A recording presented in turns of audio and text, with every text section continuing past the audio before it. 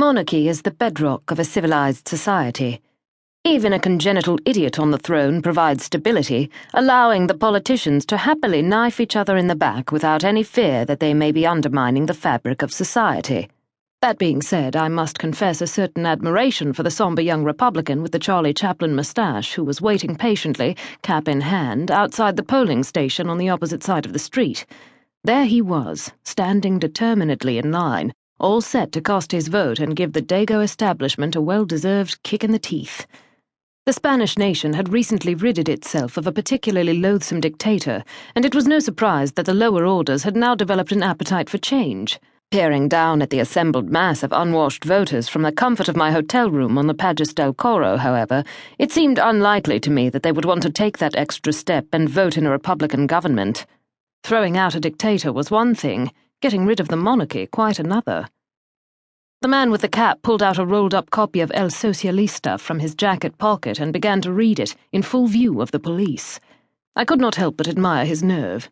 Just the sight of a group of Spaniards queuing politely was a novelty. The buildings on the opposite side of the street were plastered with election posters, and the two policemen were eyeing the crowd suspiciously, but even they could not misread the cheerful enthusiasm of the voters.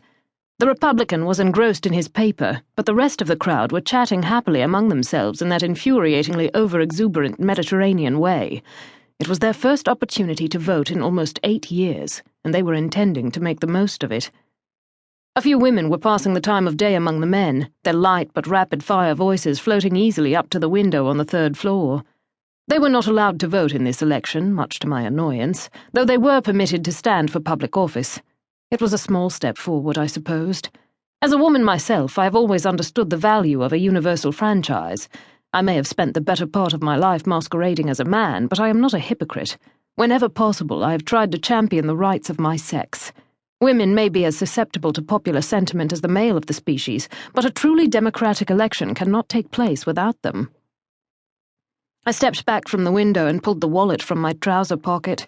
The telegram was folded neatly in one corner, and I pulled it out to take another look. The printed message was virtual gibberish, apart from a handful of numbers and the word "stop" in plain text at the end. I had annotated the other characters with a pencil back in Gibraltar using the agreed book code. It had taken me almost half an hour.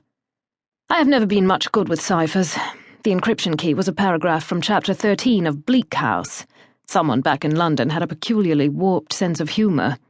The message, when I had finally deciphered it, was barely more than an address. Hotel La Cava, Pages del Coro, Seville, Sunday 12:30. A more direct summons it would be hard to imagine. And so here I was, ensconced with my man Maurice in a drab hotel room in the centre of Seville, waiting to discover just what it was all about. The valet was brushing down my jacket and preparing to hang it up on the outside of a bare cupboard. A hastily packed suitcase was resting on the bed behind me. I was in my shirt sleeves now. It had been a long journey from Gibraltar, and a change of clothes was in order before I thought about doing anything else. Maurice was a tall, thick-set Frenchman in his mid-50s with a grim, weather-beaten face and a permanently pained expression. He had been my valet for almost a year now, and in all that time his expression had never changed. His clothing was immaculately turned out, but his manner bordered on the surly. "Did you find a place to park the car?" I asked him. "Yes, monsieur," he responded without elaborating. He was a man of few words, and no matter how many times I told him, he refused to address me as Sir.